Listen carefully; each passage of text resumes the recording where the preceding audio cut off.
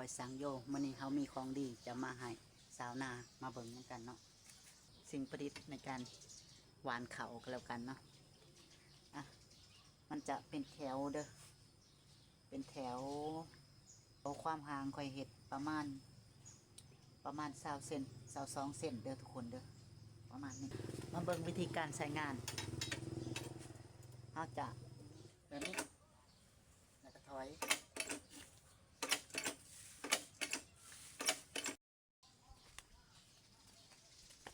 สบายดีทุกคนคอยสังโยมื้อนี้เขามีของดีจะมาให้สาวนามาเบิ่งนำกันเนาะมาจำหน่ายเด้อวันนี้จะเป็นเครื่องหยอดมันบ่แม่นเครื่องหยอดแต่ว่าเป็นสิ่งประดิษฐ์ในการหวานเขาก็แล้วกันเนาะอ่ะ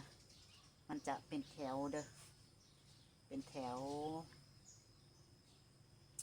วความห่างคอยเห็ดประมาณ20เซน22เซนเด้อทุกคนเด้อประมาณนี้ระหว่างห่างความห่างของมันประมาณนี้มาเบิ่งวิธีการใช้งานเขาจะอันนี้จะเป็นขวดอันนี้คอยเห็ดยังบริเห็ดดีนะแต่ว่ามันใช้งานได้อยู่นี่เด้อเปิดฝาอันนี้เขาเจาะแล้วสำหรับเขาลงเด้อผู้ใดหมักเขาลงร้ายก็เห็ดหูใหญ่หมักเขาลงหน่อยก็เห็ดหูหน่อยเด้อผาขวดนี่เขาสามารถปรับเปลี่ยนได้ตามต้องการเพราะว่าเขาสามารถหามาได้ง่ายๆเปิดฝาแล้วก็เอาเข่าใส่กรอกเข่าใส่ในนี้ประมาณบ่เต็มเลยทุกคนประมาณครึ่งอันนี้คอยเห็ดหน่อยเพราะว่าหยอดเข่าโบราณเขาก็ได้เห็นถ้าชี้ให้ดีให้เห็ดขวดใหญ่ๆเด้อ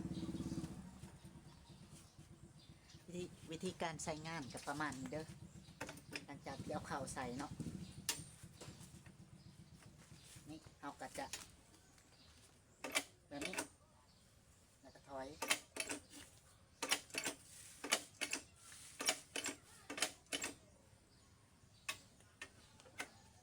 ประมาณนี้เด้อทุกคน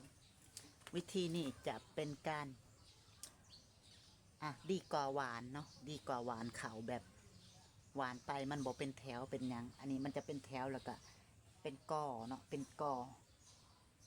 อแต่ว่ามันบ่คือดำดอกมันก็จะห่างๆไปประมาณ1-2เซนนี่แหละห่างกันนะเม็ดมันจะอยู่ประมาณนี้1-2เซนถึง3เซนเนาะความห่างมันก็จะเป็นแถวไปแบบนี้คล้ายๆกับเขาหยอดแต่ว่ามันจะเป็นแถวคือเขาหยอดแต่ว่ามันจะเป็นกกกว่าเขาหยอดเนาะเขาหยอดบางอันมันก็จะเป็นแถวแบบหวานไปแต่ว่าแนมมึงเป็นอันนี้มันก็จะเป็นแถวตัวนี้ก็ตอบโจทย์ดีกว่าหวานเด้อทุกคนเด้อดีกว่าหวานได้เพราะว่ามันเป็นแถวแล้วก็เฮากำหนดความอยากได้เขาลงร้ายลงหน่อยเฮากำหนดเอาเองเนาะเพียงแต่เฮาเจาะหูพาขวดเนี่ยประมาณนี้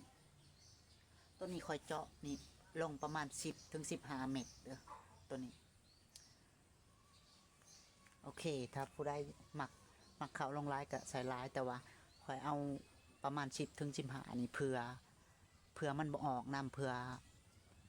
นกหนูไปกินน้ำเนาะก็ประมาณนี้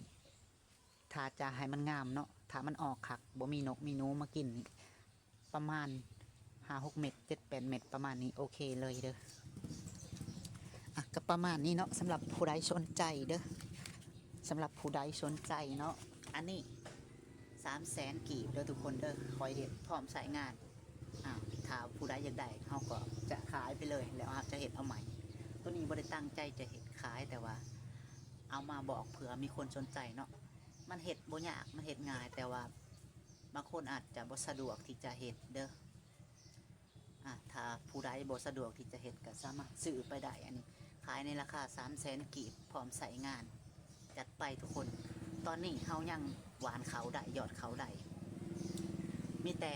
วิธีการเห็ดให้มันได้ผลเด้อแช่เขา1 คืนแล้วก็บ่มเขาประมาณ1-2 คืนให้มันมีขาวๆบนที่มันจะออกงอกหรือว่าให้มันออกงอกออกมาน้อยหนึ่ง 1 ถึง 2 มิล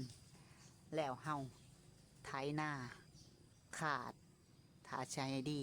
เป็นหน้าต้มเนาะมันจะออกงามจะออกง่าย เป็นหน้าที่เป็นกีต้มแบบเฮาชีดำนี่เนาะแบบนั้นจะออกงามอ่ะแล้วก็เอาไปหยอดก็เห็ดตามที่คอยเห็ดเนี่ยเนาะย่างถอยหลังแล้วก็ดึงตักเป็นแถวไปงามเลยเด้อทุกคนเด้อ